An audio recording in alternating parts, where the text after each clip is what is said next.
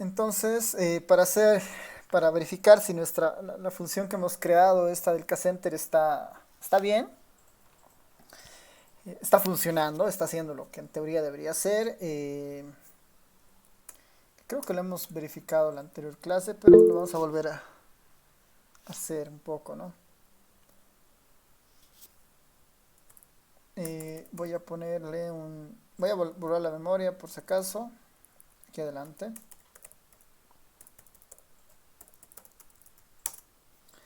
Ya.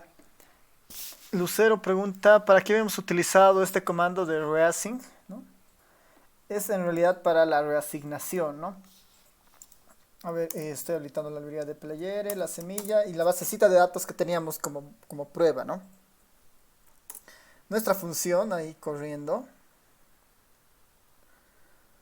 Nuestra función ahí corriendo y aquí deberíamos hacer nuestra prueba del escritorio, ¿no? Para ver qué tal. Ya, a ver, recordando brevemente lo que era la función, el objetivo era hacer lo que el análisis cluster hace, ¿no? Esta idea esta idea de los K-centers, que está basado en centros, ¿no? En centros de diferentes naturalezas, ya sean media, mediana o medoides. En este caso, habíamos dicho que hay algunos pasos básicos. La definición del valor de K, que se define por sí misma, digamos. El usuario es el que define, nosotros definimos el valor de K. Vamos a aprender más adelante a tratar de elegir cuál es el mejor valor de K. Otra característica, el primer paso era, bueno, partimos las observaciones en K grupos con algún criterio, mejor si es aleatorio porque se funciona mejor.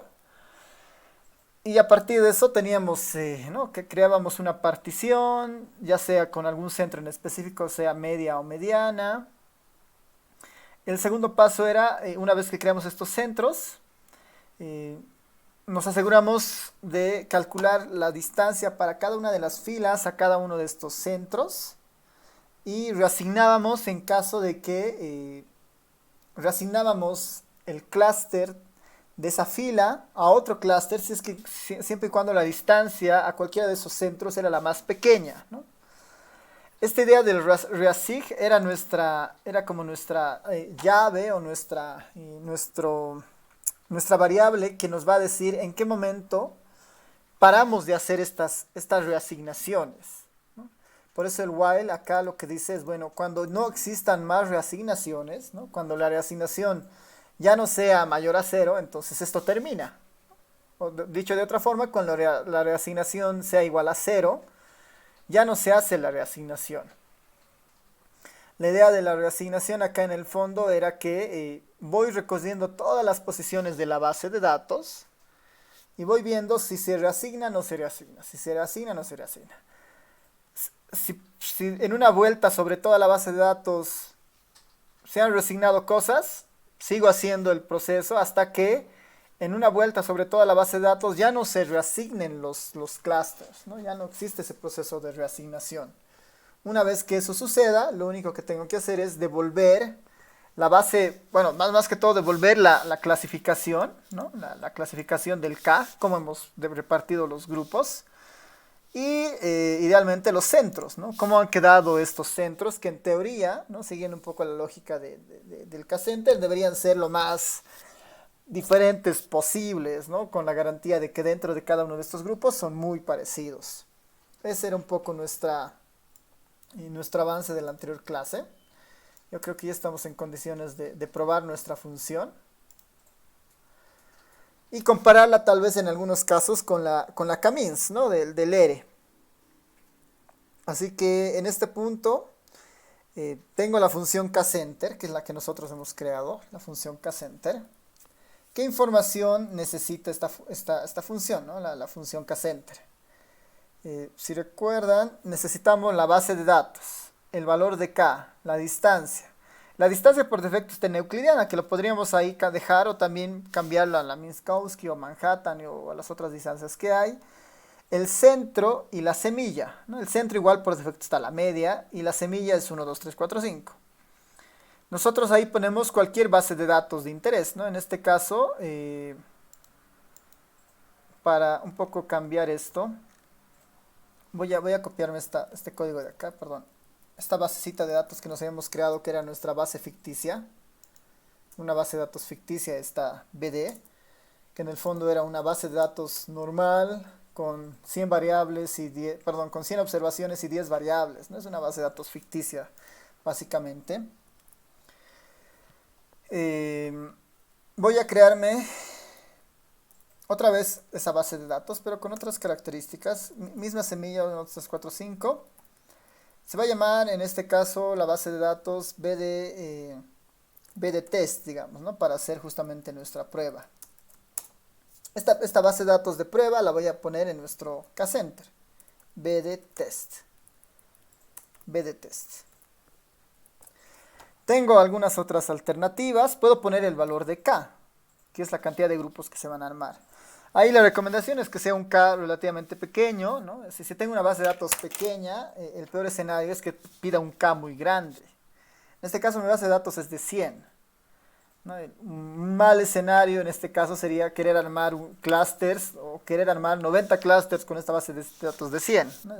Va a ser súper ineficiente.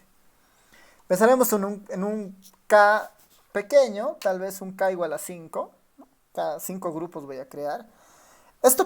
La asignación del valor de K puede tener dos orígenes, ¿no? Uno basado en la necesidad del investigador, ¿no? Quiero crear a partir de esta base de datos 3 grupos, ¿sí? Yo lo defino 3, ¿no? Y la otra opción puede ser, quiero elegir el valor de K en base a la maximización de la varianza, la minimización, perdón, de la varianza dentro de cada uno de los grupos, ¿no? Y la maximización de la distancia de las varianzas entre los grupos. Ese es un criterio más estadístico, por ejemplo, ¿no? Pueden ser cualquiera de esos dos enfoques, depende del investigador y de lo que está usando, ¿no? K igual a 5. Tengo otros parámetros, como les había comentado en la función. Tengo la distancia, el centro y la semilla. Lo mantendremos ahí, los otros parámetros como mudos, ¿no? que utilicen los que están por defecto. Y haremos coser esto para ver qué es lo que sale.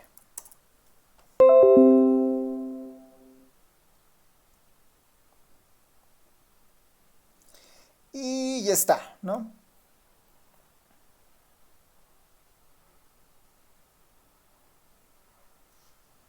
Me está saliendo algunos mensajes de advertencia que habría que ver a qué se están debiendo. Es un poco con esta idea del TIDI, ¿no? Me está advirtiendo de estos NF y NC. Probablemente es por la nomenclatura, ¿no? Capaz que el NF y el NC sean variables, comandos que están relacionados a otro paquete, pero creo que no. Está bien. Lo dejaremos como mensajes de advertencia simplemente. Ya. Es porque debemos estar utilizando igual alguna función en específico. Ya, está bien. Pero está funcionando, ¿no? A ver, lo voy a volver a hacer correr. El método K-Center. Ahí está, ¿no? Era un mensaje en realidad de una librería que se estaba habilitando. Me está devolviendo el valor de K y me está devolviendo los centros, ¿no? A partir de esta base de datos. Son 5 grupos que he pedido. Son 5 grupos que he pedido. Ahí están los 5. Ahí está la repartición de K para los 100 observaciones. A qué grupo pertenecerían utilizando el método K-Center. Y acá están los centros. Este es el vector de medias, en este caso, porque es con la media, del primer clúster, ¿no? Del primer centro. Segundo, tercero y cuarto. Uno podría pensar que está funcionando o no. Si se dan cuenta, los rojos en este caso son los negativos, así que parecería que sí, ¿no? La mayoría de los rojos están concentrados en el vector 4.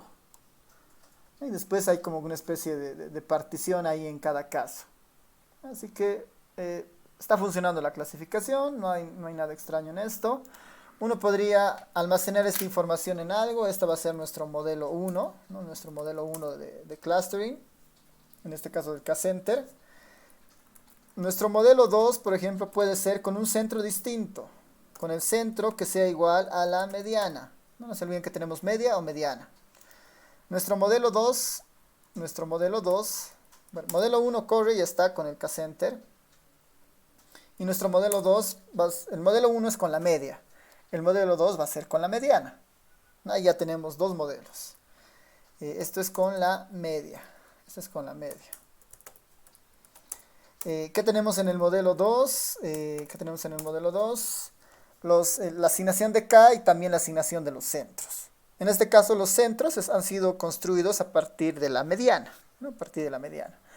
Podemos igualmente cambiar la distancia o cambiar la semilla para la asignación inicial, ¿no? O cambiar la semilla para la asignación inicial.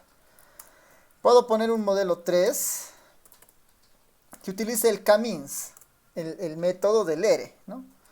Puedo ponerle bdtest y decirle que la cantidad de centros que quiero es igual a 5 también. bdtest distancia 5. Ese va a ser nuestro modelo 3. Ya tengo el modelo 3 acá, nuestro mod 3. Nos da más información, ¿no? Nos da algo de la información que está acá metida. Nos da este que puede ser un indicador interesante, que es la varianza entre respecto a la varianza total, por ejemplo, ¿no? Que ya es una estadística más orientada a ver cómo se está disipando la varianza. Si han visto la materia de diseños experimentales, la idea de la asignación de grupos formalmente crea una partición en la varianza, ¿no? La varianza global la puede partir entre la varianza entre grupos y la varianza dentro de los grupos. Y justamente ahí es cuando se empieza a hacer el diseño experimental respecto a ver si es que la asignación del tratamiento del experimento ha tenido algún tipo de incidencia, ¿no? Entonces, esa medida de la construcción de la varianza, digamos, ¿no? De esta división de la varianza entre y dentro es bastante usada, y ese es uno de estos casos, por ejemplo, ¿no? Que es justamente el K-means muestra. Nos muestra los centros, al igual que en nuestro caso, y está ahí, digamos, ¿no? Podríamos, a partir de estos tres modelos, tratar de entender qué está pasando con las asignaciones distintas, ¿no? Puedo ponerle table del mod 1 respecto al valor de K. Lo mismo para el modelo 2. Y lo mismo para el modelo 3, aunque no creo que no son K, deben ser los clusters estos, ¿no? Es natural que esto no sean resultados similares por las métricas que se están usando, ¿no? En algunos casos es media, en otros casos es mediana, las semillas no son las mismas.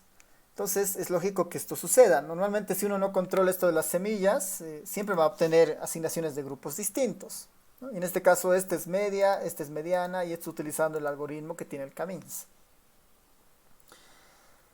Si se dan cuenta, el mayor grupo de los clusters en este caso tiene, esto me está mostrando por si acaso cuántos individuos o cuántas filas han sido asignadas a cada uno de los clusters, ¿no? En el caso del modelo 1 hay 24 filas o 24 individuos o observaciones que han sido asignadas al grupo 4 y 15 al más pequeño.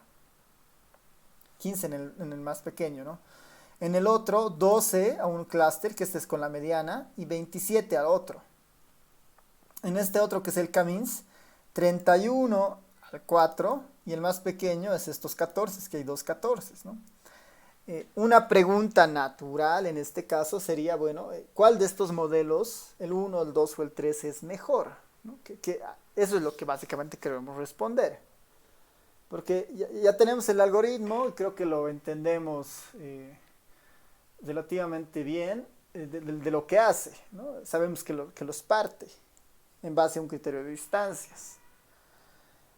En esta base de datos, ¿no? En esta base de datos que en particular es una base de datos ficticia, como es una base de datos que proviene de una distribución normal, es natural pensar que la cantidad de grupos, o sea, la cantidad de individuos en cada grupo va a ser muy pareja, ¿no? Por esta idea de que como es una distribución normal y aleatoria, las particiones deberían ser casi simétricas, digamos, ¿no? O bueno, casi uniformes, perdón, ¿no?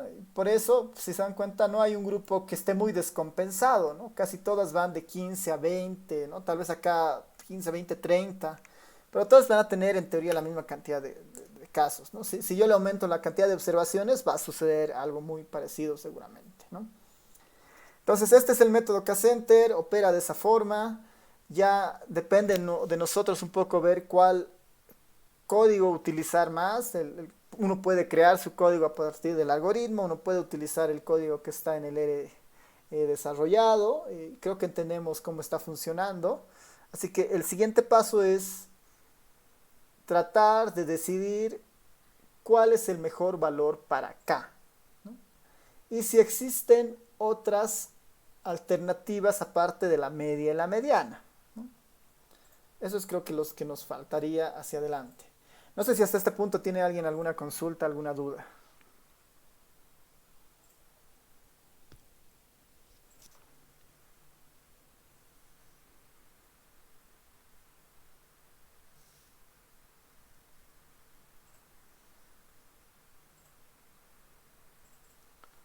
¿Todo bien? Ya.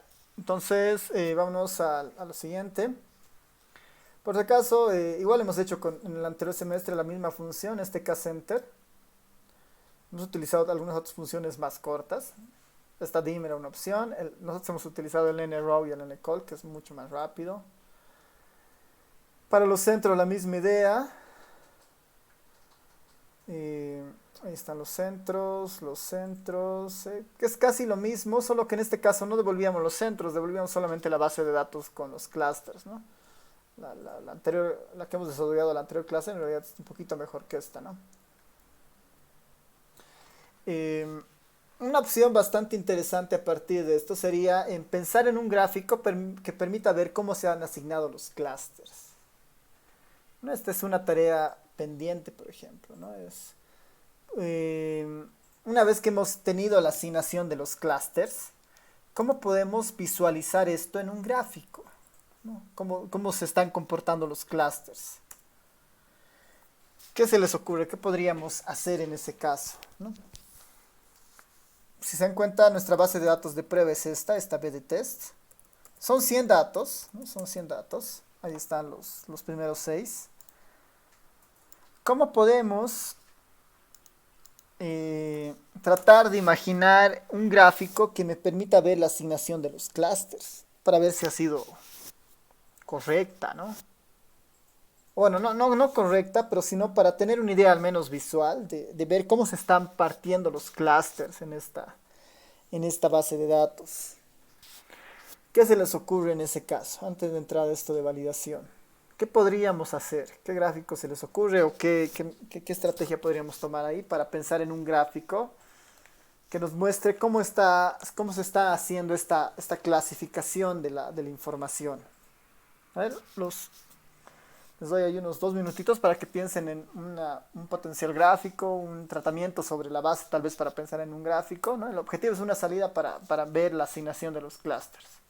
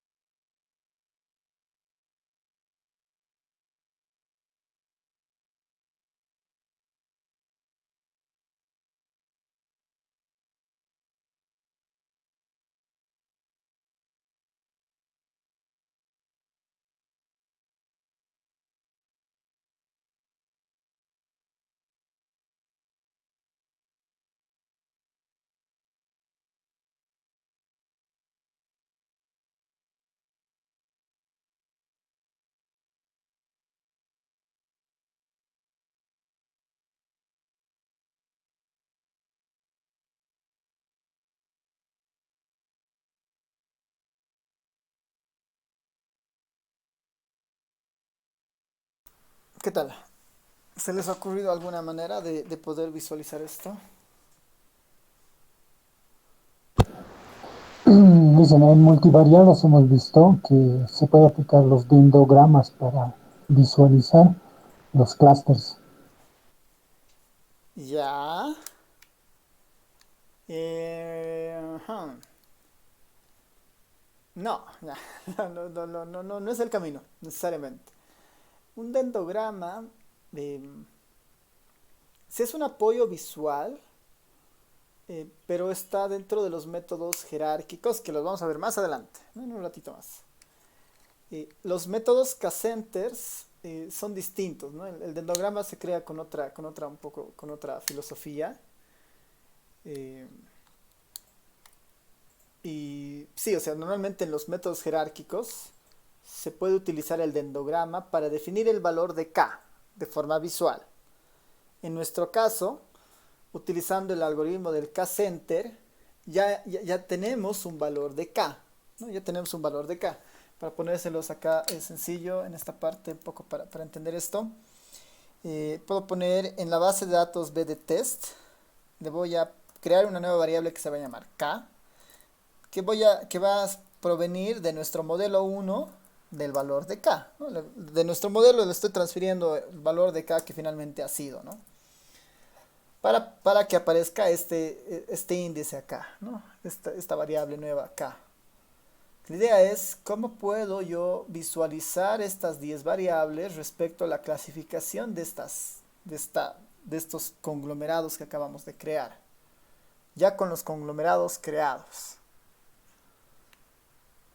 Que en el método jerárquico igual va a ser un poco la definición esa, ¿no? ¿Cómo yo puedo visualizar eso para ver si efectivamente se están creando si se está creando esta separación de grupos, ¿no? ¿Qué dicen? ¿Qué podríamos hacer en este caso?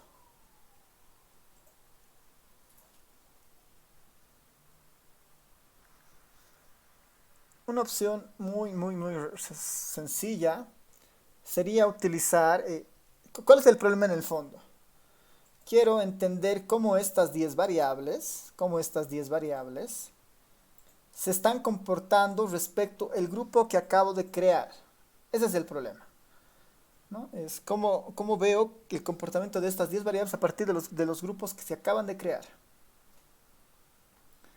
Tendremos algún método que nos permita, no vamos a poder visualizar 10 variables, pero ¿será que existe algún método que me permita visualizar menos variables sin perder mucha información?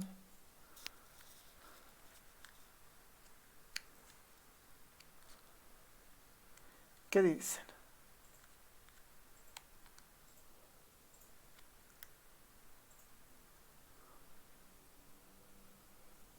Lo dejamos como tarea.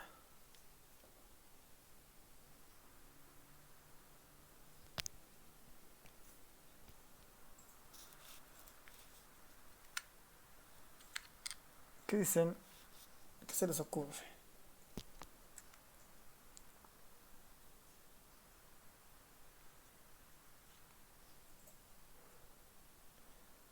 Ya, bueno, esto igual el anterior semestre tampoco lo han contestado, ¿no? Así que puede seguir flotando la pregunta, ¿no? Para ver qué tal, ¿no? Vaya, en realidad, por ejemplo, una salida muy fácil para esto sería con las 10 variables, crear componentes principales, al menos dos componentes principales, sacar de esas 10 variables, plotear esos dos componentes principales, ¿no? Un X y una Y, componente uno versus componente 2, vas a tener una nube de puntos de los componentes, y sobre eso le pintamos los puntos respecto al clúster que pertenezca. ¿Qué debería pasar? Que la mayoría de puntos, no sé, del clúster 1 deberían estar muy juntitos, ¿no? Respecto a los del clúster 2, 3 y 4. Debería haber una clara división de colores en nuestra salida, para saber que la clasificación está bien. Pero si no está ocurriendo esa clasificación de colores en nuestra salida con los componentes, la clasificación se está haciendo mal, ¿no? Entonces, es una manera gráfica muy rápida para salir de ese problema, digamos, ¿no? Para tratar de ver visualmente qué está pasando con la creación del grupo. Y eso funciona tanto para los métodos jerárquicos o no jerárquicos, ¿no? Para el K-center o para después de aplicar el dendograma. Eso funciona para ambos casos, ¿ya? Así que, dado que yo les he dado la respuesta, eso va a seguir siendo tarea para que ustedes vean cómo se podría implementar eso en el ERE, ¿no? Que en realidad es fácil, es un poquito armar los dos componentes utilizando la descomposición espectral, a partir de eso graficar y ponerle colores en base al valor de K, ¿no? Que es un poco recordar varias de las cosas que ya hemos ido viendo, ¿no? Tanto acá como en la materia de programación estadística 1 con los gráficos. Así que eso todavía queda pendiente y ahí la pista es que la respuesta de eso pasa por componentes principales, ¿no? Por componentes principales, ¿no? Por ahí pasa la respuesta a esa pregunta. Ya, vámonos a lo siguiente que es lo más relevante tal vez en esta parte, ¿no? Porque tenemos que un poquito alejarnos eh, del algoritmo como tal, que es importante conocerlo, obviamente, ¿no? Es más importante entender qué es lo que está haciendo por detrás, ¿no? Qué es lo que busca, cuáles son sus pasos, ¿no? Más que la implementación, tal vez eso es lo más importante, entender cómo funciona el K-center en este caso. Y posterior a eso, ¿no? Es un poco tener la idea de la validación, ¿no? De estar seguros que de estar seguros que la creación de grupos que estamos conformando se están haciendo de forma correcta, ¿no? Y a eso le vamos a llamar validación clúster, ¿no? Validación clúster o validación de conglomerados, ¿no? Clúster es mejor utilizar, es un término más conocido, digamos, dentro de estos métodos. Eh, la primera pregunta que nos debería venir a la mente cuando pensamos en la validación de clúster es si esta clasificación que se está dando efectivamente está funcionando. Y en el fondo es un poco esta idea de que la estructura de los clústeres es aleatoria o no es aleatoria, ¿no? Si finalmente se están armando grupos así al azar o es que estos grupos que se están creando tienen efectivamente algún comportamiento muy similar dentro y muy diferentes entre ellos, ¿no? Esa es la primera eh, pregunta que deberíamos ponernos en consideración para decir si nuestra creación de estos clústeres ha sido efectiva, ha sido buena. La segunda es cómo definimos el valor de K, ¿no? ¿Qué K elegimos? Ahí les he comentado que el valor de K puede ser muy, muy personal, muy basado en el criterio del investigador, o puede tener un criterio completamente estadístico basados en la minimización de la varianza dentro y la maximización de la diferencia o de la distancia entre las varianzas de los grupos, ¿no? Es un poco la idea, ¿no? La minimización de la varianza interna y la maximización de la distancia de los centros, digamos, ¿no? Una medida estadística que nos va a ayudar en ambos casos, ¿no? Nos va a ayudar en ambos casos, es el coeficiente de silueta, ¿no? Es el coeficiente de silueta. Que ahí tal vez aprovecho para los que están viendo multivariante, para los que ya han visto, si es que lo han oído alguna vez mencionar, no sé si lo han visto en la materia de multivariados, para un poco tratar de explicarlo más detalladamente, un poco saltarnos también esta parte, ¿no? Verlo más que toda la aplicación. ¿Recuerdan haber visto el coeficiente de silueta?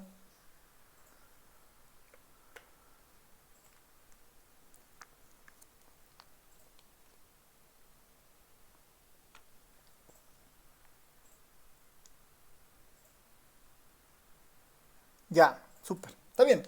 Sí, igual es una medida bien, bien, bien importante y bien poderosa para entender esta clasificación de los clusters.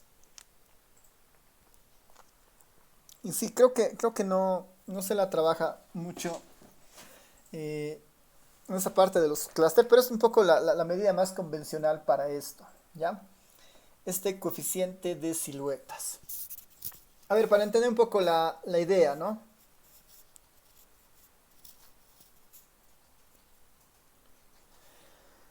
Eh, el coeficiente de siluetas es un coeficiente individual. Es un coeficiente individual. Es decir, que cada individuo, cada fila de nuestra base de datos, cada fila de nuestra base de datos va a tener su propio coeficiente de silueta. Ya, ese es un primer detalle. Vamos a denotar al coeficiente de silueta como SI, ¿no? Y en el sentido de que cada individuo en la base de datos va a tener su propio coeficiente de silueta. El SI se construye a partir de estos tres, bueno, estos dos términos, el AI y el BI. El AI y el BI. Vámonos por el primero, por el AI. ¿Qué es el AI? ¿No? El AI igual es como es un resumen de muchas cosas, ¿no? A ver, para la observación I, ¿no? Para la observación iésima, no, septiembre para la observación iésima, el promedio de distancia a todos los objetos del mismo clúster. El promedio de distancia a todos los objetos en el mismo clúster. Es decir, vamos a calcular para cada individuo, digamos, para el individuo, a ver, acá les voy a poner la idea del AI. Vamos a ver el B de test. Vamos a hacer un pequeño filtro. Filter tal que K sea igual a 1. ¿No? Estos son, por ejemplo, todos los individuos que están en el clúster 1. El AI proviene justamente de un trabajo interno para cada individuo. Para el individuo 1, calculamos la distancia, ¿no? La distancia de su vector de información. De este vector calculamos la distancia a todos los miembros dentro de este clúster. La distancia al 2, al 3, al 4, al 5, al 6, al 7, al 8, al 9, al 10, ¿no? La distancia a todos estos. Y a esa distancia le sacamos el promedio. Ese es el AI. Es como una especie de, si quieren, desviación. Es una especie de desviación, no es una desviación media, digamos, ¿no? Pero es una especie de promedio de distancia a todos los otros elementos dentro del clúster. ¿No? A todos los elementos dentro del clúster. Sin ir muy lejos, digamos, en esta misma basita de datos que acabamos de armar, de toda esta base de datos que acabo de armar, solamente me interesan las primeras 10 columnas, del 1 al 10, ¿no? Del 1 al 10. No me interesa la última, que es la asignación de grupos. No me interesa esa. Por eso pongo esto de esta forma. A esta matriz yo le puedo decir que quiero obtener la distancia de esta matriz, ¿no? Que finalmente es una matriz. Esa es, ¿no? Esta es la distancia. Para el 1, ¿no? Para el individuo 1, esta es la distancia euclidiana a todos los otros individuos en su base de datos, dentro de su clúster. Para el individuo 2, a ver, tal vez incluso esta la puedo poner, la voy a volver matriz, as.matrix para verla completa. Esta es, ¿no? Esta es la matriz de distancias de estos 15 individuos. El individuo 1, sin contar la distancia a sí mismo, obviamente, ¿no?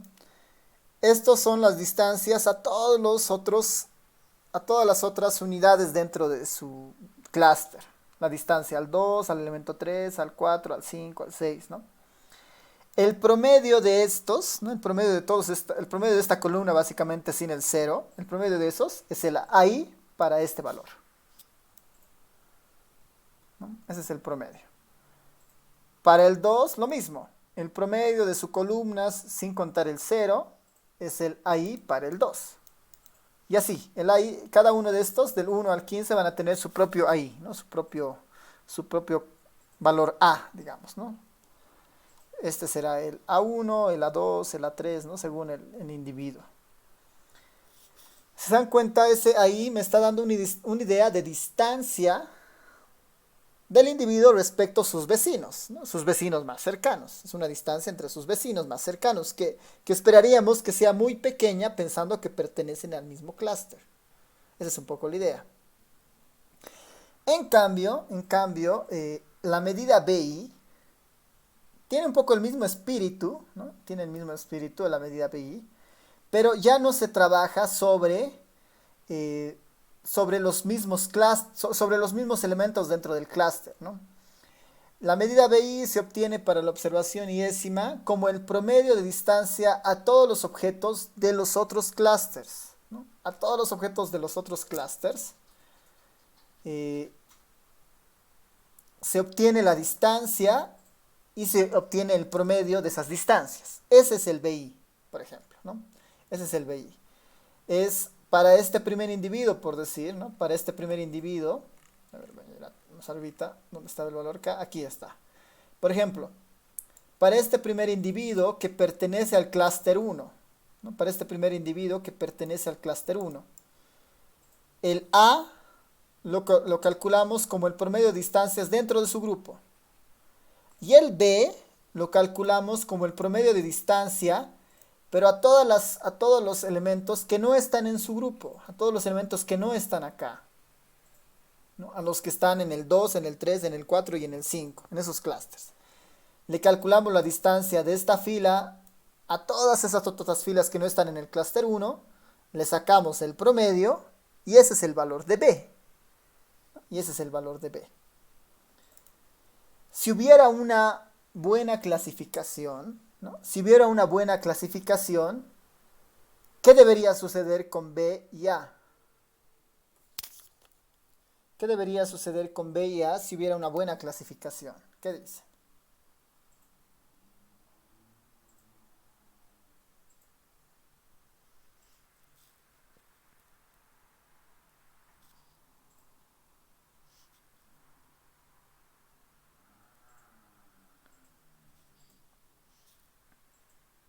Sí, ¿no? En el mejor escenario, cuando A, en el mejor escenario de una buena clasificación, en el mejor escenario de una buena clasificación, B siempre debería ser mayor a A. ¿Sí? B siempre debería ser mayor a A. ¿Qué estamos diciendo en el términos de distancia? Que para un individuo el promedio de distancias a otros objetos siempre debería ser más grande, una mayor distancia, estar más alejado, que la distancia a sus vecinos en su propio clúster, que ese es el valor de A. Eso siempre debería ocurrir, ¿no? Eso siempre debería ocurrir, ¿no? Eso debería ocurrir siempre, ¿no? Eso debería ocurrir siempre. En ese escenario, el coeficiente de silueta trata de rescatar esa información, ¿no? Trata de rescatar esa información. Eso es lo que trata de rescatar. Por eso, lo primero que aparece en el numerador es B, que esperamos que sea más grande, respecto a, que esperamos que sea más chiquita, ¿no?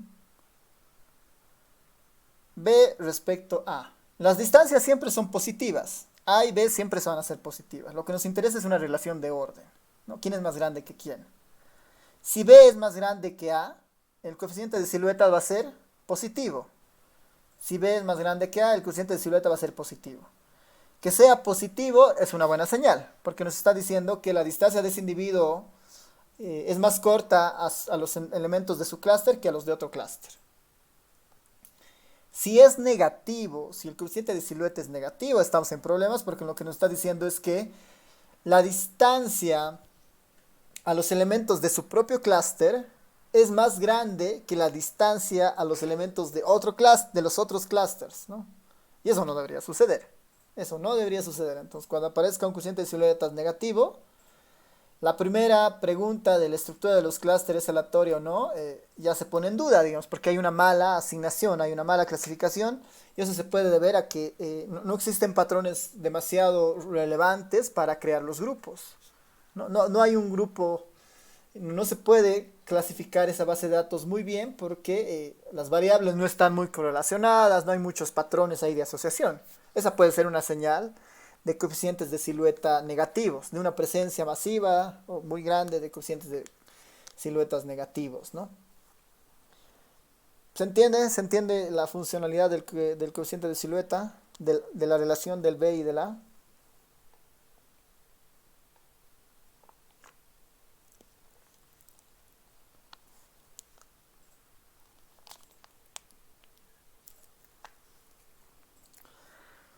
Acá, como menciono, obviamente se espera que el valor de A sea más pequeño que el de B. Eso es lo que esperaríamos en una buena asignación.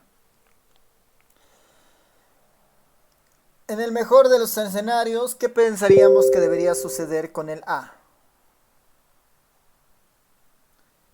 En el escenario en el escenario óptimo, el A debería ser muy cercano a cero.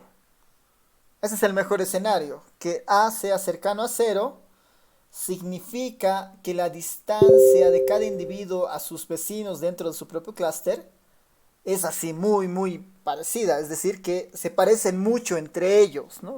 Tienen variables muy similares. Y esa es la característica de un buen clúster, ¿no? Entonces, ¿qué va a pasar cuando el AI sea cercana a cero? Digamos que el AI es cero prácticamente. ¿Qué pasaría con el coeficiente de siluetas?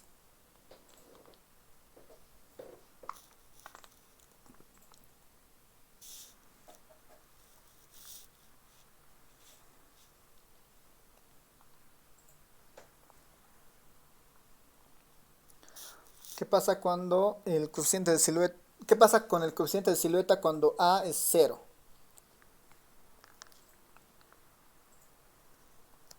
El coeficiente de silueta es 1, ¿no? Entonces, la tercera propiedad está un poco vinculado a eso, ¿no? El coeficiente de silueta tiene un recorrido entre -1 y 1 para cada observación de I, ¿no? Tiene ese recorrido. Ya tenemos una idea de la dirección a partir de esto, ¿no? Mientras más cercano a 1 esté el coeficiente de siluetas, la clasificación ha sido mejor. Mientras más cercana a 0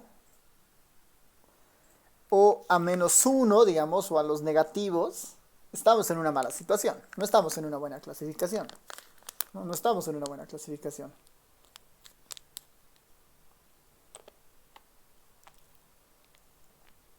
¿Cuándo será cero esto? ¿No? ¿Cuándo será cero esto?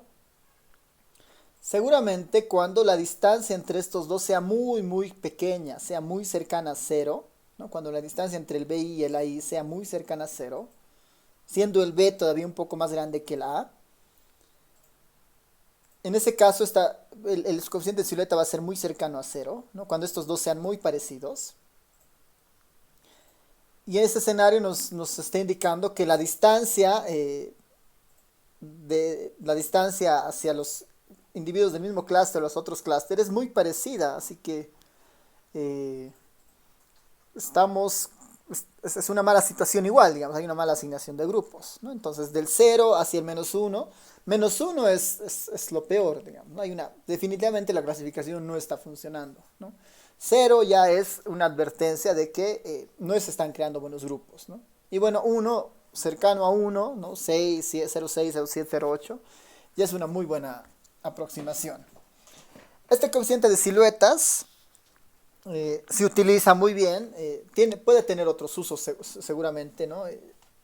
Puede ser para grupos ya creados con el K-Center, para grupos creados mediante el análisis, mediante el clúster jerárquico, con esta idea de los conglomerados, o también se puede utilizar para tener una estadística respecto a la clasificación con algún grupo natural, por ejemplo, ¿no? Hemos dicho que los grupos naturales son variables que ya vienen, digamos, dadas en la base de datos, como una clasificación, digamos. Hombre, mujer es una clasificación natural, ¿no?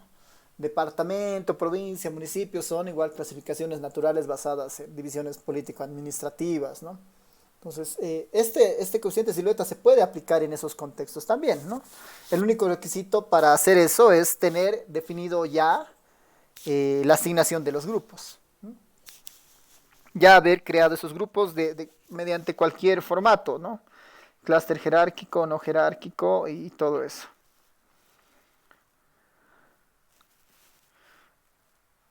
¿Alguna pregunta hasta acá? Tal vez algún comentario antes de pasar a la parte más aplicada de esto.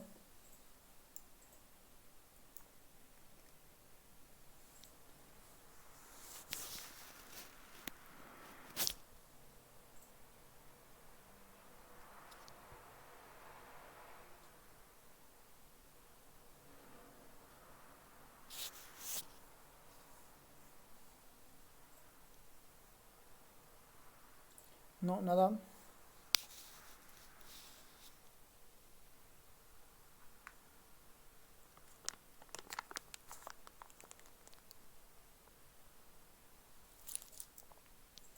¿Cuál sería el recorrido de cada uno? ¿De los A y de los Bs? No, del, del coeficiente de silueta. El coeficiente de silueta en realidad su recorrido es de -1 a 1, pero el A y el B en realidad no tienen un recorrido predefinido, ¿no? Porque estos se construyen como el promedio de las distancias, ¿no? En este caso, por ejemplo, para el individuo 1, son las distancias a sus mismos, a los individuos de su propio clúster. El promedio de esto es el valor de A. Estos valores no necesariamente tienen un recorrido definido. Está muy relacionado justamente eh, a la naturaleza de los datos de los cuales provienen, ¿no? Si tuviéramos una otra base de datos con datos reales, digamos, si tenemos diferentes tipos de variables, ¿no? Ingreso, edades, todo eso, estas van a ser medidas muy distintas, ¿no? Estas van a ser medidas muy distintas. Así que no hay un recorrido fijo para A y para B, ¿no? Pero cuando se las usa, ¿no? Obviamente por el tema de que el coeficiente de siluetas en el fondo es un coeficiente relativo, digamos, ¿no? Y ya no importa las unidades de medida porque ahí se empiezan a aislar entre ellas las unidades de medida, ¿no? No hay un recorrido específico para A ni para B. Depende de la naturaleza de los datos, básicamente. Ya, si no hay más consultas, veremos. Es muy fácil implementar el coeficiente de silueta en el R. Para eso recurrimos a la librería Cluster. Para eso recurrimos a la librería Cluster.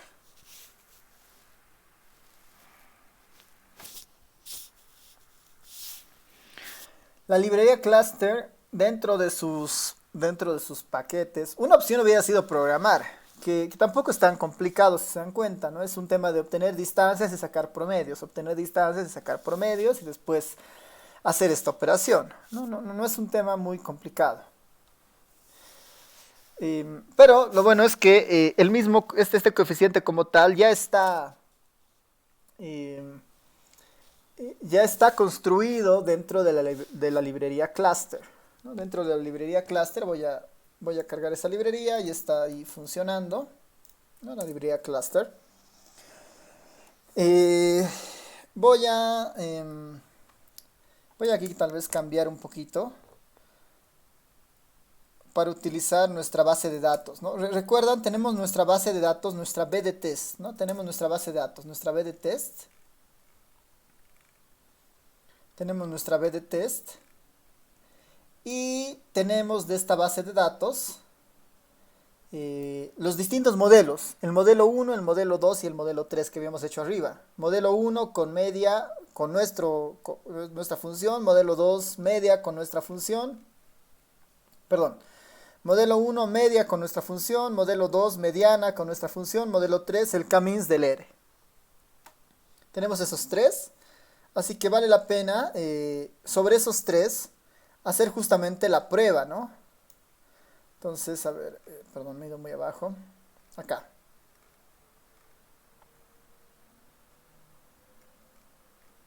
Podríamos hacer con esos tres, ¿no? El coeficiente de siluetas, ¿cómo funciona? ¿No? El coeficiente de silueta, voy a eliminar estos ejemplitos que tenía antes. Perdón. ¿Cómo funciona el coeficiente de silueta? Necesitamos darle dos cosas. Uno, los grupos. Y dos, una matriz de distancias. Necesitamos darle dos cosas.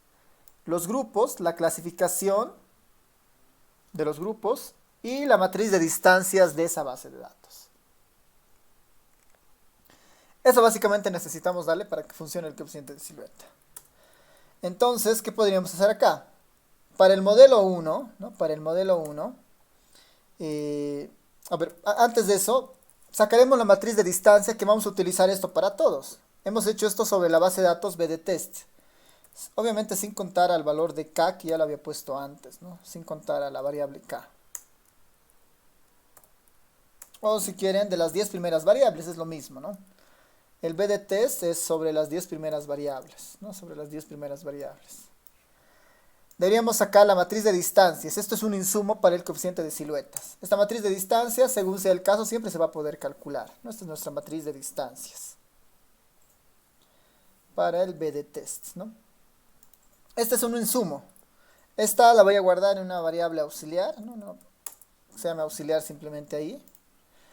Pues este es un insumo para todos los coeficientes de silueta y el otro insumo va a ser los distintos centros que hemos ido asignando, ¿no? El valor de K básicamente, ¿no? Recordarán del modelo 1 tenemos el valor de K, del modelo 2 tenemos el valor de K y del modelo 3 tenemos los centros. Es lo único que necesita. Entonces para el modelo 1, por ejemplo, ¿qué deberíamos hacer? Poner los centros. Modelo 1, pesos, los centros. Y a esto acompañarle con la matriz de distancias, ¿no? Nuestra variable auxiliar que acabamos de definir. Lo compilo y lo que me devuelve efectivamente es el coeficiente de silueta, ¿no? Me devuelve la base de datos, ¿no? Me dice, bueno, este es el clúster, esta idea de los vecinos que, bueno, que no es tanto de interés ahora, habría que ver qué está devolviendo, pero lo que más nos interesa de esta en realidad es esta, ¿no? Esta última columna, el sil width, es el coeficiente de siluetas construido a partir del criterio que estábamos viendo. Este es el coeficiente de siluetas, ¿no? El sil width. Este es el coeficiente de siluetas para el modelo 1, lo podemos poner en un S1. Para el modelo 2 podríamos hacer exactamente lo mismo y para el modelo 3 también. Para el modelo 2 lo único que tenemos que cambiar es la asignación. Mod 2K. Misma matriz de distancias. ¿No? Misma matriz de distancias. Ahí tengo el S2. ¿No? El coeficiente de siluetas 2. ¿No? S1, S2. Y para el 3, lo que debería cambiar acá en realidad es mod 3. Pesos cluster. ¿No? Porque en esta variable recordarán que está la asignación de los valores de K. Y ahí tengo el S3. Tengo el S1, el S2 y el S3. S1, S2 y S3. En general, ¿no? En general, uno podría, antes de ver alguna aproximación gráfica que existe, podemos tratar de ver cuál ha sido cuál es mejor de estos tres modelitos que acabo de poner. Puedo sacarle la media del S1, puedo sacarle la media del S2 y puedo sacarle la media del S3. Ahí están las tres medias.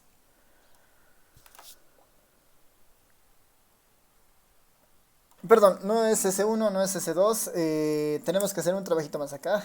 Antes de sacar esto, pónganle pausa. No estamos eligiendo el coeficiente de silueta. No estamos eligiendo el coeficiente de silueta. El S1 que está ahí, en realidad tenemos que capturar esta columna, ¿no? Esta columna, no lo primero. Entonces, para eso tenemos que ver cómo se está comportando acá, ¿no? El S1 es un valor, el S1 lo que nos está botando formalmente es una matriz. Es una matriz de 100 datos por 3 variables. 100 datos por 3 variables. De esta, en realidad, la que me interesa, ¿quién es? La columna 3. Ahí están los coeficientes de silueta. Ahí están los coeficientes de silueta. Este es el que en realidad debería sacar, ¿no? No del S1 en realidad, ¿no? Eso, perdón, estoy equivocando esta parte. Acá debería decirle del 3, del 3, del 3, ¿no? La tercera columna, que es la que rescata el coeficiente de silueta. Ahora sí. Ahí están los diferentes valores que se obtiene con el coeficiente de silueta. 0.06, 0.07, 0.09. sin ir a más de profundidad, ¿cuál sería su criterio respecto a quién está logrando una mejor clasificación dentro de los métodos que hemos usado? K-Center con la media, K-Center con la mediana o el K-Means del R, ¿no? Con sus propias características. ¿Quién es mejor?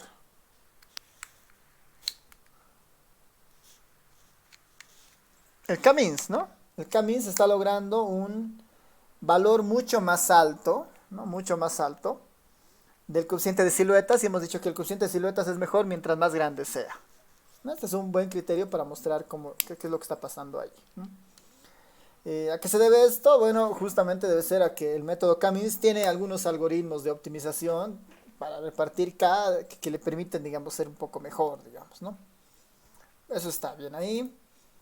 Si se dan cuenta, tanto en el S1, este es el S1, hay valores negativos. Hemos dicho que los negativos son mala señal, porque son mala asignación, ¿no? No está funcionando muy bien. Si vemos el coeficiente de silueta para el S2, igual hay valores negativos. Y si vemos el coeficiente de siluetas para el S3, ya, hay menos valores negativos, se dan cuenta, que en los otros casos. Hay menos valores negativos que en los otros casos. Uno podría pensar que tal vez esto se debe a la asignación, a la semilla que uno ha puesto, ¿no? Tal vez con otra semilla esta configuración cambie, ¿no? Es probable, no es tan seguro, pero ya, o sea, tenemos acá una herramienta que nos permite ver la calidad de la asignación de los grupos. Mientras más cercano a uno, mejor. Si se dan cuenta, son valores muy pequeños, ¿no? 0,10, 0,22, no hay valores muy grandes. Y eso es algo de esperar, pensando que nuestra base de datos en el fondo, ¿no? Nuestra base de datos en el fondo, no tiene ninguna relación formal entre las columnas, ¿no? Las columnas de esta base de datos no tienen relación, ¿no? Porque provienen de una generación de variables aleatorias, así que es normal que suceda que los coeficientes de silueta sean tan pequeños. Ya con un ejemplo, con una base de datos ya real, digamos, ahí vamos a tener más idea de cuán buena es nuestra clasificación, por ejemplo, ¿no? Que podría ser un siguiente paso. Esta librería cluster ofrece la oportunidad de dibujar coeficientes de silueta. Ofrece la oportunidad de mirar de una manera gráfica estos coeficientes de silueta, ¿ya? Para eso utilizamos el comando plot. Hay un plot definido para objetos que provengan de un coeficiente de silueta. ¿Ya? Entonces vamos a hacer el plot para el S1. Este es el plot para el S1. Este es el plot para el S1.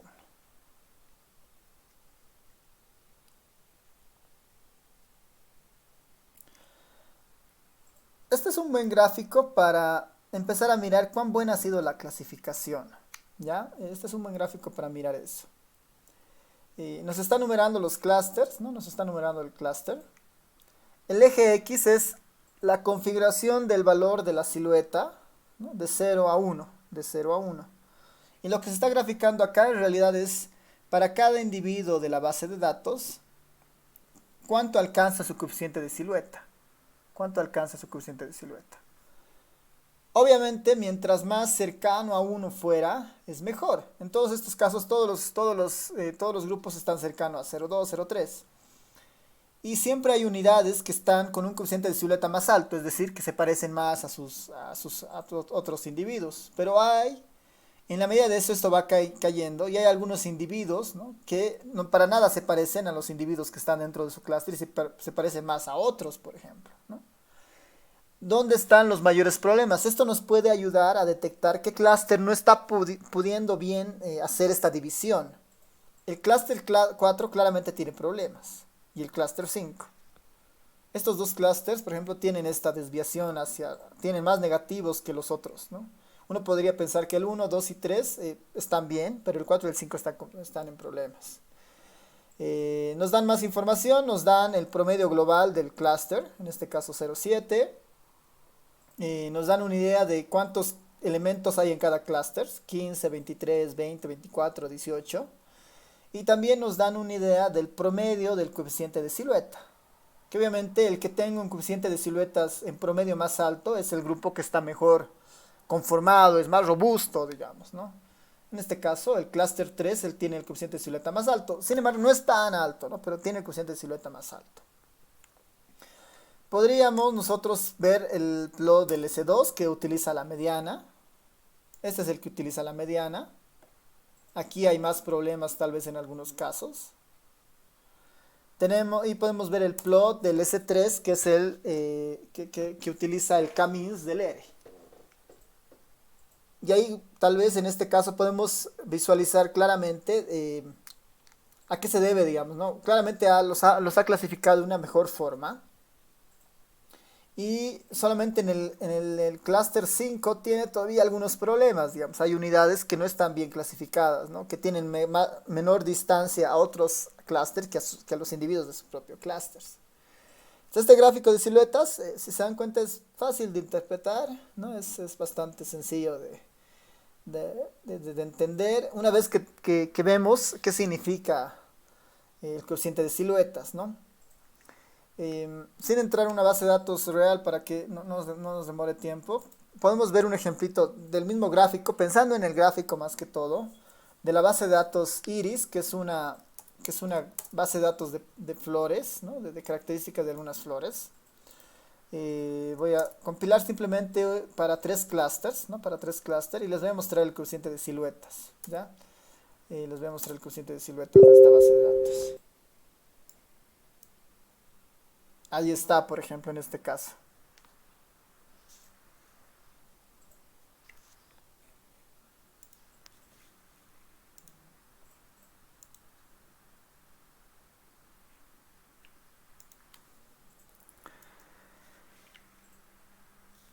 Así que, ¿qué dicen? ¿Qué opinan de esto?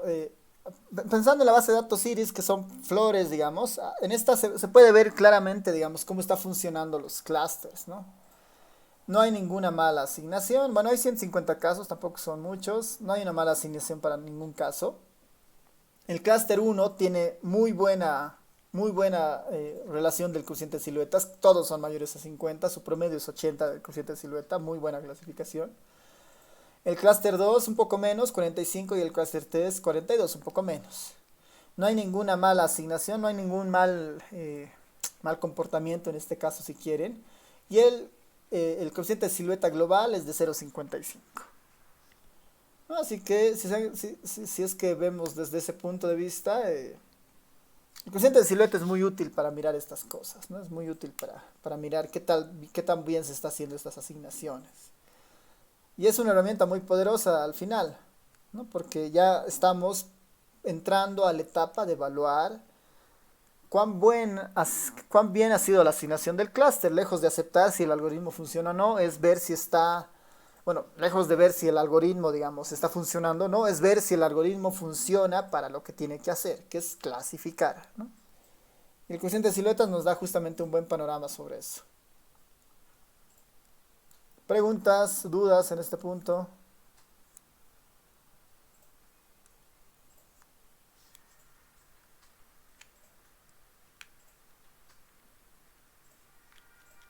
¿Se entiende?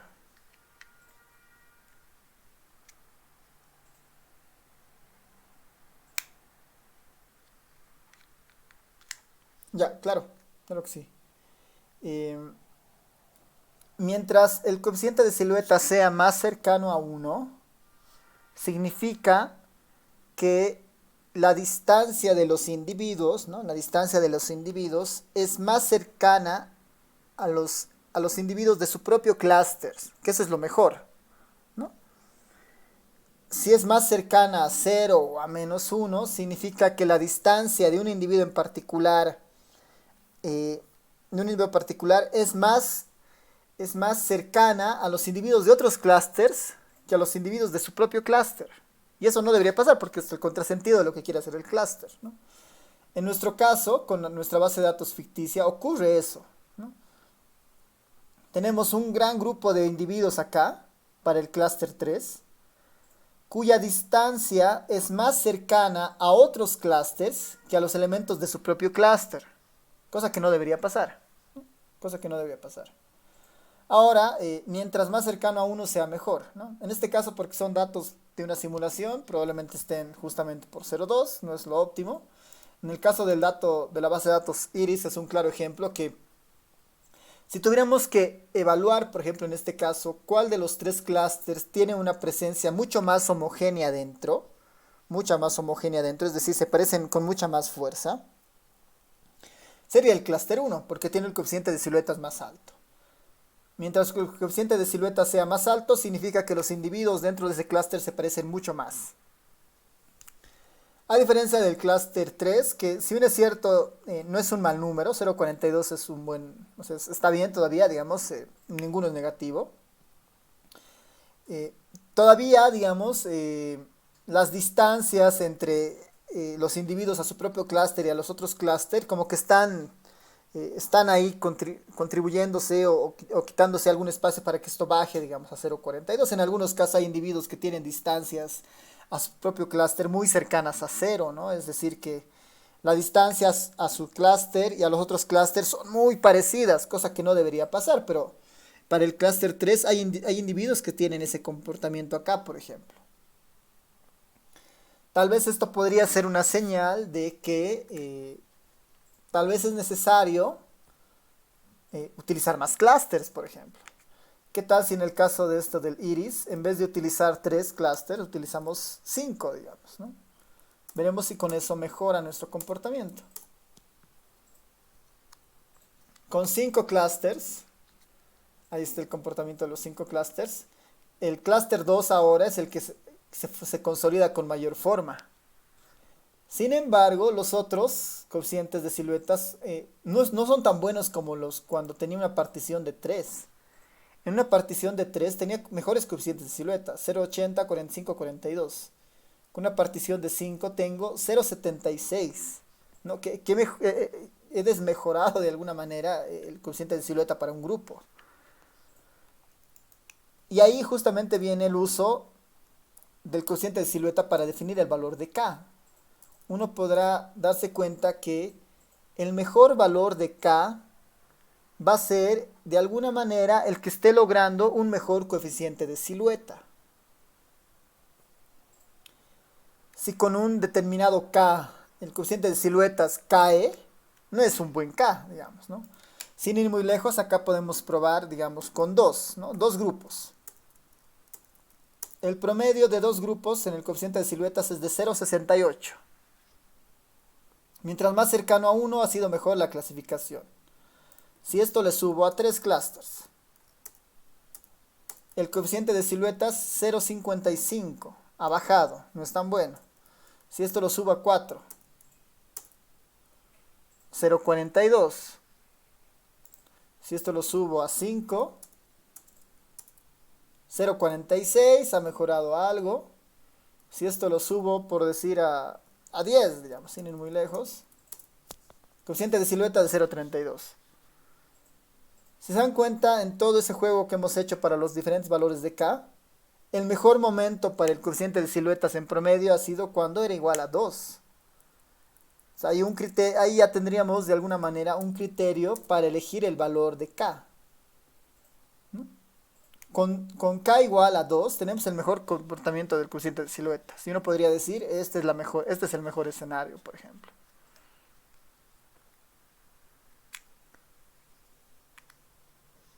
¿Preguntas, dudas?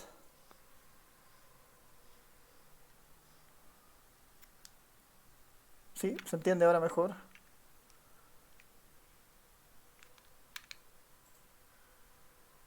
Ya, dale, James. Ya, súper, entonces, si se dan cuenta, el coeficiente de silueta ayuda mucho para entender mejor la configuración de los clústeres. ¿No? Está bien el algoritmo, está bien el tema de la programación. Lo que nos interesa en esta parte es un poco entrar un poco más fino para ver qué es lo que está pasando ahí, ¿no? Ya, entonces, lo de silueta lo vamos a retomar más adelante. Seguimos en esta idea de validar el comportamiento de los clústeres, ¿no? Ah, ya, buena pregunta de Lucero. La base de datos Iris, ¿a partir de qué se está clasificando, no? En realidad esta base de datos Iris, la voy a poner ahí, es información de plantas, ¿no? Si recuerdan, han debido ver este ejemplo en multivariante.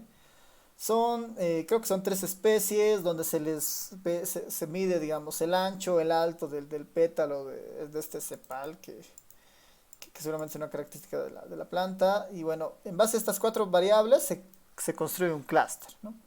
En teoría, esta base de datos tiene tres categorías, ya tiene una variable que es justamente esta especie de clasificación natural. Esta es una clasificación natural, no es un grupo natural. Si nosotros obviáramos esto y tratamos de verlo desde un enfoque, digamos, eh, de clasificación a partir del Camis, uno debería pensar que el 3 debería funcionar, dado que hay tres especies. Estas tres especies deben tener alguna relación entre sus variables cuantitativas y deberíamos ver esto, ¿no?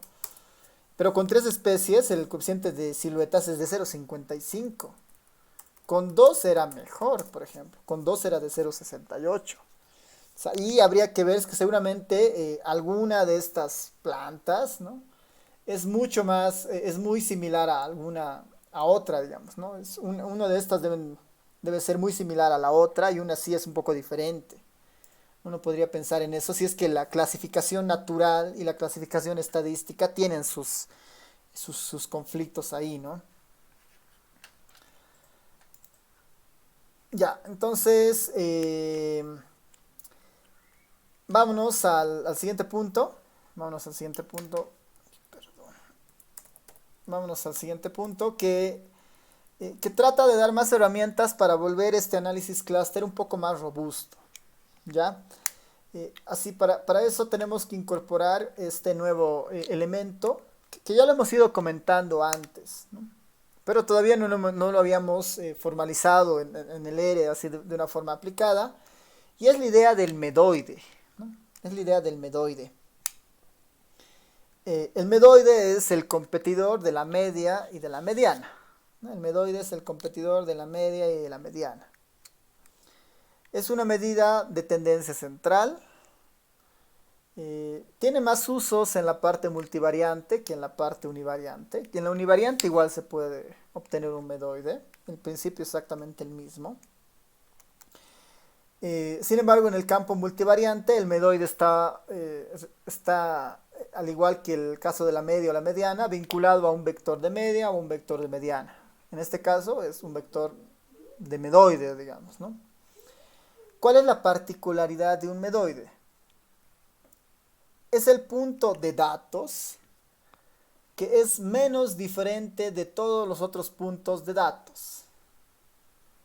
A diferencia del centroide, que puede ser media o mediana, a diferencia de esos centroides, el medoide tiene que ser uno de los puntos originales.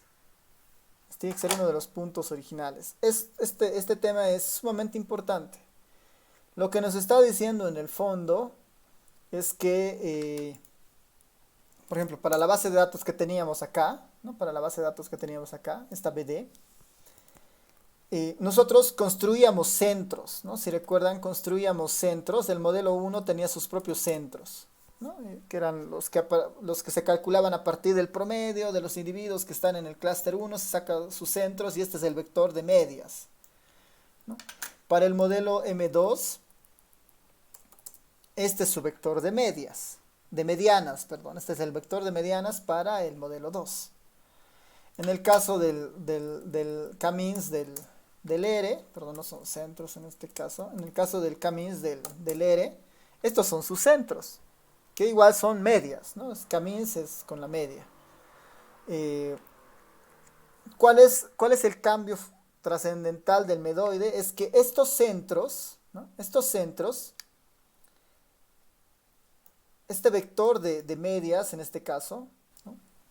Para el caso de los medoides, lo que va a pedir es que este vector sea un vector que esté en la base de datos, ¿no? Que esté en la base de datos como tal, que sea un representante legítimo de la información. Todos estos están construidos a partir de la agregación de la información, ¿no? La media es la suma de todo respecto a la cantidad de datos, ¿no? Para cada uno de esos puntos. Este vector no está en la base de datos, ¿no? Dentro del clúster 1 este vector no está. Tal vez por ahí, por casualidad, está un vector que tiene esta misma información, pero lo más seguro es que este vector no esté. Este vector tampoco está, pero es el centro, en este caso, de la mediana, ¿no? Este vector no está.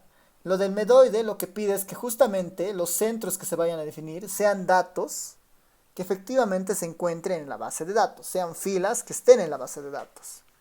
Entonces es como pedir a un representante legítimo, digamos. Es como pedir a un representante legítimo que esté en la base de datos. Es un concepto que va más allá de la media y la mediana, ¿no? La media y la mediana no garantizan que el valor resultante de esas operaciones esté dentro de la información. El medoide exige que ese valor esté dentro de la información para ser considerado medoide. ¿Y quién es ese? El que tiene menor distancia a todos los demás, básicamente. Esa es la idea del medoide. Sin ir muy lejos, ¿no? Sin ir muy lejos, está la librería cluster. La librería cluster habilita el comando PAM, ¿no? El comando PAM. El comando PAM es una versión del método de kcenter, ¿no? Es una versión del método kcenter, pero donde los centros son los medoides. Es decir, que estos centros tienen que estar en la base de datos. Estos centros tienen que estar en la base de datos. El comando PAM justamente es un método de kcenter orientado a la partición o a la creación de grupos alrededor de medoides. Alrededor de medoides. La técnica de los medoides es la más robusta entre los métodos de kcenter, ¿no? El kmedias, kmedianas. Entre esos métodos, el medoide es el más robusto de estos, ¿no? Justamente por esta naturaleza de que sus centros son un poco más legítimos, ¿no? En esta idea de que son parte de la data como tal, ¿no? Y ese es un tema muy importante en esto. El comando PAM es justamente, nos va a ayudar a construir, es como el kmins, pero considerando los medoides. Funciona de una manera muy similar. Le damos la base de datos, le damos el valor de k. La única diferencia es que internamente, en vez de calcular centros correspondientes a medias, está calculando medoides. Tenemos opción de cambiar la métrica para ver si puede ser euclidiano o Manhattan, ¿no? Tal vez es ahí un poco la dificultad, solamente tiene estas dos distancias. Y bueno, las otras características que son más relacionadas al método con el que se construye, ¿no?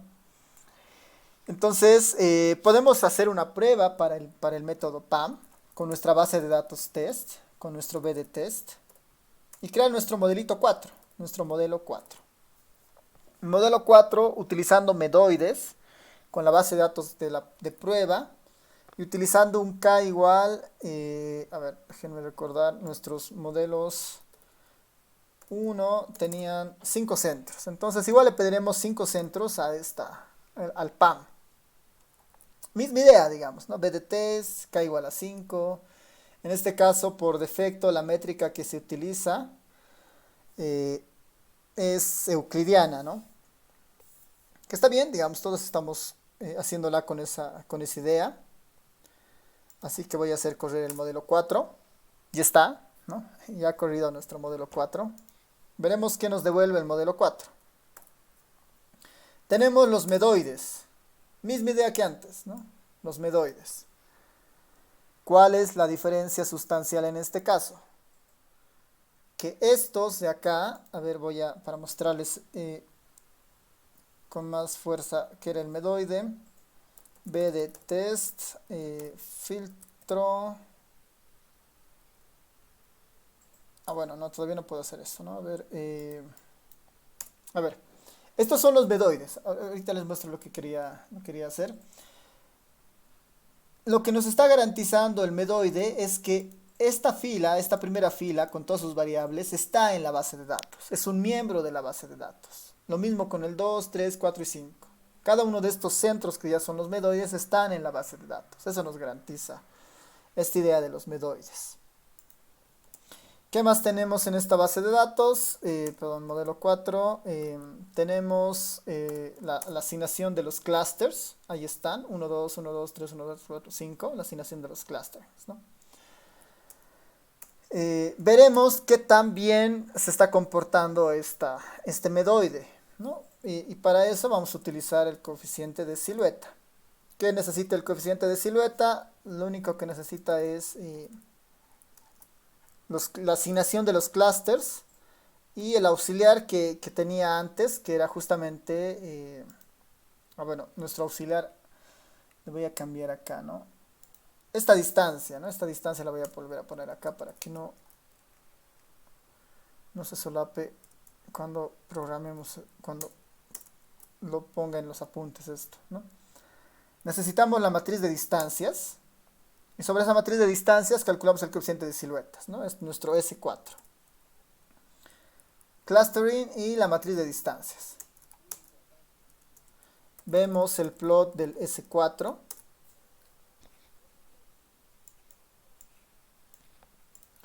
Nuevamente vemos el plot del S4.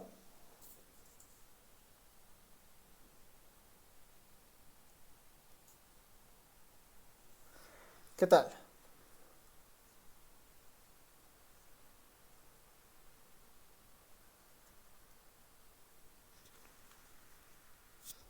¿Qué opinan de esta clasificación? ¿Qué opinan del método del medoide?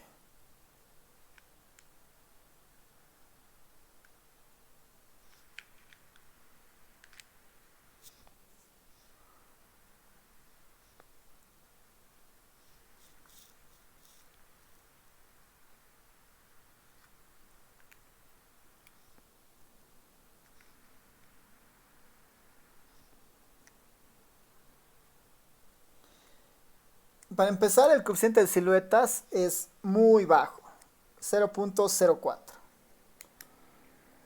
Y tenemos conflictos en el clúster 2. Hay 39 observaciones, ¿no? En el clúster 2 hay 39 observaciones que tienen un coeficiente de siluetas negativo, ¿no? El medoide nos está diciendo, bueno, el medoide haciendo su propia clasificación con todo el criterio, no está logrando clasificar, no está logrando crear grupos, ¿no? No está logrando crear grupos finalmente, ¿no? Para nada está logrando crear buenos grupos, ¿no? No es una buena clasificación, como dice Dani, pero en el fondo también nos está dando una idea de que nuestra base de datos no está no es muy funcional para hacer este tipo de análisis, ¿no? Que es un poco lo que no nos revelaba las anteriores coeficientes de silueta, ¿no? Nuestra base de datos es sumamente artificial, ¿no? Y acá el coeficiente de siluetas está encontrando esa característica y nos está diciendo, si utilizo el criterio del medoide no puedo hacer nada, o sea, la clasificación es pésima, ¿no? Así que ahí tenemos esa idea. Podríamos apuntar a hacer algo muy parecido con el medoide, pero con la base de datos iris, por ejemplo, para mirar un poco la diferencia, ¿no?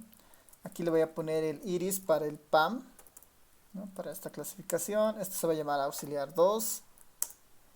Este es con la base de datos iris pensando en tres grupos, digamos, ¿no? Pensando en tres grupos.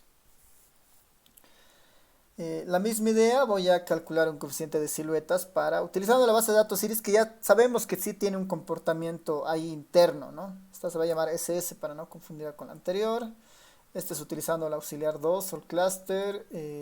Bueno, no debería utilizar este, debería utilizar el auxiliar 2. El auxiliar 2 clustering, que es esta. Y la distancia del iris menos la 5, esta. Veremos ahora con el iris, que es una base de datos ya al menos un poco más real. ¿Qué estaría pasando? Perdón. Ahora sí. A ver, apretó una tecla que no debería haber apretado. Aquí estoy. Ya. Haremos un plot con el S, que este era el dato del iris con 2, ¿no? Tal vez voy a volver al dato del iris para que esto funcione con 3 para hacer justamente la comparación. Este es el iris con 3, un coeficiente de silueta de 0,55. Veremos el comportamiento del iris, pero con el método del medoide.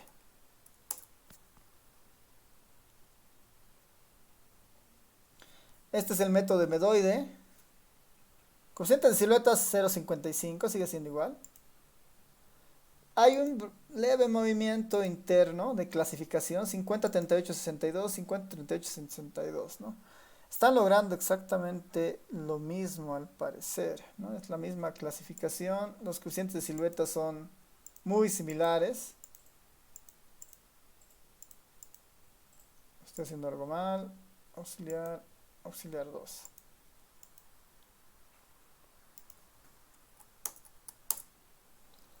Si no, pareciera que ambos métodos en esta base de datos pequeña están logrando exactamente el mismo comportamiento, la misma clasificación, ¿no? La misma clasificación en el caso de datos del iris.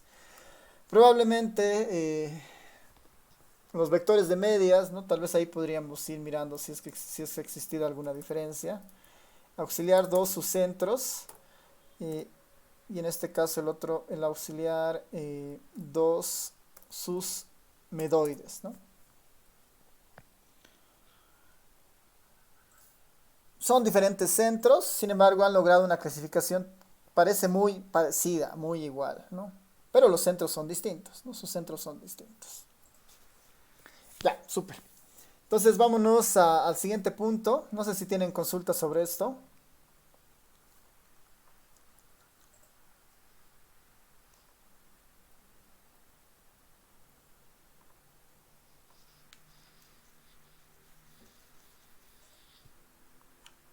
¿Alguna duda?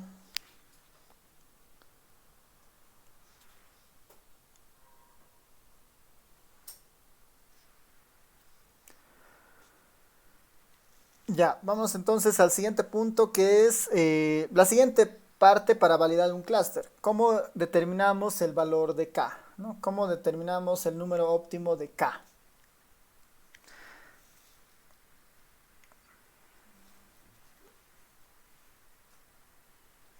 A ver, tal vez ahí antes de eso, Lucero tiene una pregunta donde nos dice si no sería una buena alternativa estandarizar las variables. Si no sería una buena forma estandarizar las variables. Es una buena pregunta.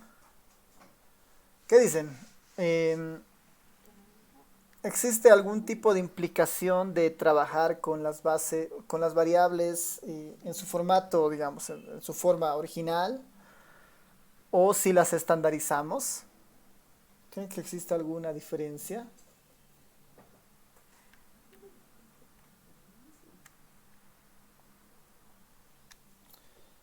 ¿Qué dice? Vamos a ver ahí la matriz, la función dist para un poco responder eso, que esta es una función interesante porque me muestra la forma de las distancias. Aquí está la distancia euclidiana y cómo se calcula.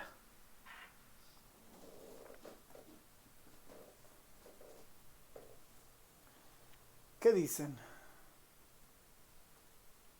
¿Qué recomiendan en ese caso? ¿Trabajar sobre la base de datos original con sus valores originales o hacer un proceso de estandarización de los datos previamente?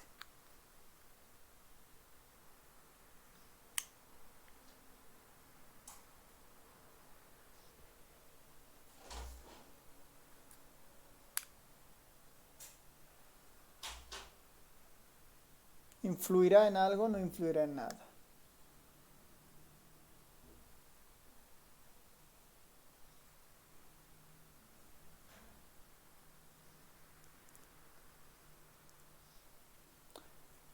La distancia euclidiana, por si acaso, tiene esta forma, ¿no? La distancia euclidiana tiene esa relación, que en el fondo es, si en este caso, ¿no? Esta fuera nuestra base de datos,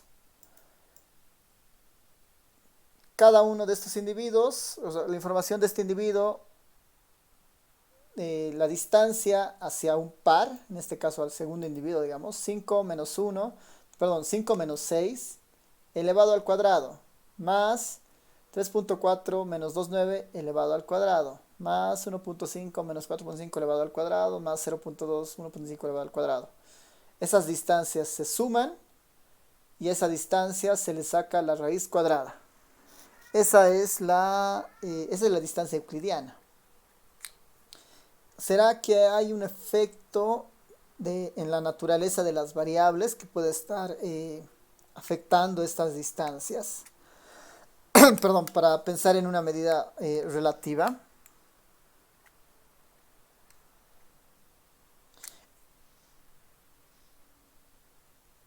En el caso particular de la base de datos Iris no sería necesaria, ¿no? No sería tan necesario hacer eso, porque para empezar todos tienen una misma unidad de medida, ¿no? Es centímetro, bueno, habría que ver cuál es la medida, pero en el fondo todas son, ¿no? Largo, ancho, largo, ancho. Hay una métrica detrás de esos que parece ser homogénea, ¿no? Que parece ser homogénea. En otras bases de datos donde tenemos más información cuantitativa, ¿no? Podemos tener edad, podemos tener ingreso, podemos tener tal vez horas, ¿no? de trabajo, distancia recorrida en un día con cualquiera. Y digamos eso queremos meterlo en un clúster, ¿no? En ese caso lo que estamos haciendo, ¿no? Para la distancia euclidiana en particular, digamos que puede ser nuestro modelo, seguimos calculando distancias individuales de cada variable y después la agregamos. Tal vez en esa agregación va a tener un mayor peso la variable que tengan unidades de medidas más fuertes, digamos, ¿no? Tal vez ingreso que se maneja en números fuertes. Entonces, capaz que ahí sí tenga algún tipo de problemas el no estandarizar, ¿no? No, no debería haber mucha diferencia sobre los datos estandarizados o no, justamente por la manera en la que se calcula, digamos, ¿no? Pero tal vez para aislar estos problemas de la presencia de números con mucha variabilidad, capaz que sí es importante estandarizar. Y si tuvieran realmente mucha volatilidad o variabilidad como variables económicas, tal vez no es el mejor de los casos estandarizar, sino tal vez es mejor aplicar un logaritmo para suavizar, digamos, el dato. Entonces, sí, va a depender mucho de la naturaleza de la información que uno tenga a mano, ¿no? Va a depender mucho de eso. Ya, a ver, así que no hay una regla detrás de eso, básicamente lo que quiero decir. Va a depender de la información que exista. No deberían devolver clasificaciones muy diferentes con datos estandarizados o no, ¿no? Salvo que exista una variable muy volátil ahí adentro, ¿no? Con mucha varianza. A ver, lo que nos queda es responder cuál es el óptimo valor de K, ¿no? ¿Cuál es el óptimo valor de K? A ver, yo creo que lo podemos hacer en estos 10 minutos que quedan. Más que todo presentar una herramienta, pero que está muy orientada a los medoides. Ya es una herramienta muy orientada a los medoides. Que utiliza esta librería que da algunos comandos adicionales para ver esto del valor de K, ¿no? Esta librería FPC, que es Flexible Procedures for Clustering, que son así justamente métodos adicionales, digamos, o procedimientos que permiten un trabajo más profundo en estos casos, ¿no? ¿Cómo funciona esta librería FPC? Trae consigo la librería PAM, ¿no? Trae consigo la librería PAMK. Voy a, en realidad, tal vez, voy a, está bien, esto en realidad, a ver, les voy a mostrar utiliza la configuración de los medoides, ¿no? Utiliza la configuración de los medoides, pero internamente va corriendo y calculando los diferentes coeficientes de silueta para diferentes valores de K. Ya internamente eso es lo que hace el PAMK. Le doy un rango para el valor de K, de 2 a 10 en este caso, y en base a eso va justamente calculando, digamos, ¿no?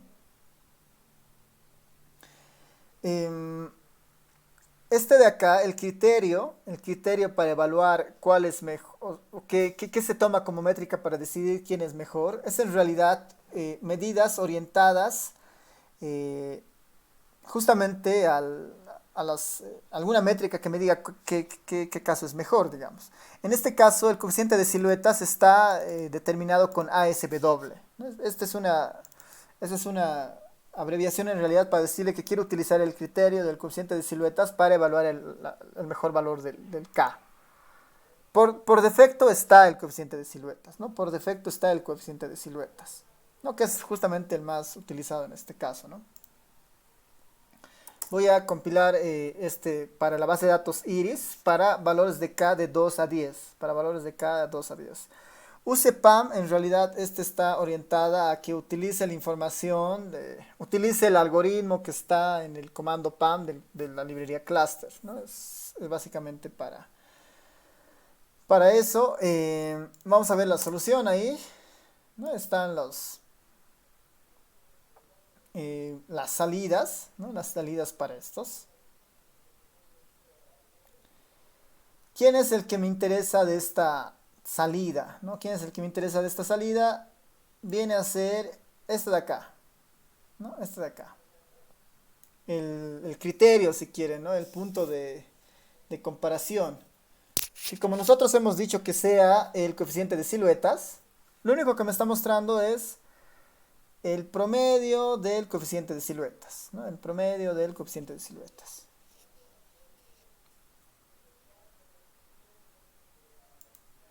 El promedio del coeficiente de siluetas.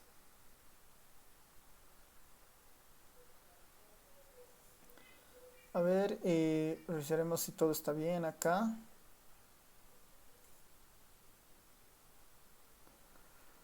Voy a quitar esto, en vez de 2 voy a poner 3 para mirar una cosita. Está bien. Ya, súper. Esta librería, una de las características que tiene dentro de los valores que devuelve es el NC, ¿no? Es el NC.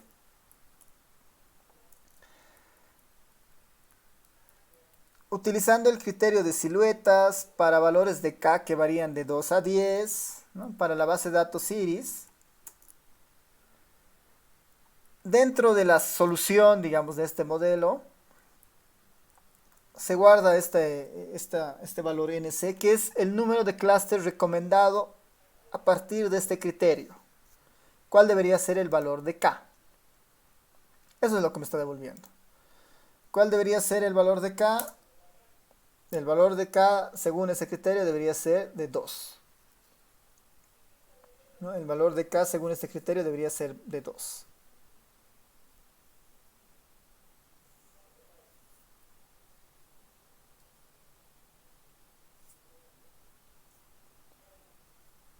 Si nosotros, por decir en este caso, al PAM-K le damos nuestra base de datos, nuestro B de test, digamos, ¿no? Nuestro B de test, le decimos que lo evalúe de 2 a 10, usando el PAM obviamente acá.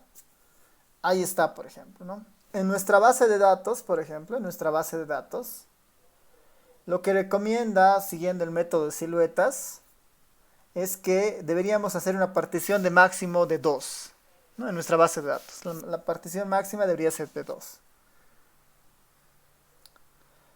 Tal vez la única restricción de este método es que este PAM-K está únicamente definido para los medoides, ¿no? Está únicamente definido para los medoides. Lo que tenemos que rescatar de esto es en realidad que el criterio que nos sirve para definir finalmente qué valor de K es mejor es el coeficiente de siluetas. Lo que podríamos hacer, por ejemplo, y sí lo vamos a hacer en las siguientes clases, es cuando decidamos hacer una clasificación de una base de datos, ¿qué es mejor? ¿Jerárquico? ¿No jerárquico? Dentro de cada uno de esos, ¿qué es mejor? En el jerárquico, perdón, en el no jerárquico, que es en este caso el K-center, el que estamos viendo, ¿qué es mejor? Media, mediana, medoide. Dentro de estos, ¿quién es mejor? La distancia euclidiana, la de Manhattan, la de Minkowski. Ahí tenemos muchas combinaciones. Tenemos al menos 3 combinaciones para los tipos de centros. Media, mediana, medoide.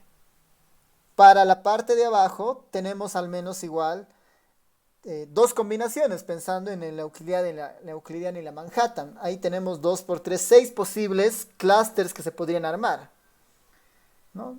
Considerando los 3 centros y considerando los 2 valores de las distancias. A eso nosotros le podemos sumar que queremos un K de 2 a 10, por decir. Entonces tenemos ese escenario para determinar el mejor tipo de centro, el mejor tipo de distancias para el mejor tipo de K. Para el K-center. Cuando veamos el clúster jerárquico, vamos a ver que igual, qué valor de K es mejor, considerando qué aproximación para la definición del clúster jerárquico es mejor, ¿no? El vecino más cercano, ¿no? Esto del complete, del average, que son los métodos que se utilizan en el caso del jerárquico, por ejemplo, ¿no? Tenemos que tratar de entrar a ese detalle, lejos de dar, digamos, una opinión de voy a utilizar el euclidiano y esto por esta razón, ¿no? En realidad nuestra definición de qué método, qué valor de K debería partir justamente de explorar el comportamiento del coeficiente de siluetas en estos escenarios, ¿no? Para eso hay que tratar de adecuar alguno de estas librerías para que justamente nos puedan dar esa información, ¿no? Entonces, vamos a terminar acá con esto, con este número óptimo de K. Vamos a retomar esto nuevamente, pero ya viéndolo de una forma más integral, más grande, cuando veamos, cuando terminemos de ver los métodos jerárquicos, ¿no? Que la siguiente clase la vamos a ir viendo. Hay un breve apartado respecto a las distancias si fueran variables nominales, que ahí vale la pena igual mirar, pero lejos de esto, lo que nos interesa más, con más fuerza, es justamente ver, ¿dónde estás? Los clúster jerárquicos, ¿no? Es lo que vamos a ver en la siguiente clase. No sé si tienen consultas, preguntas en este punto.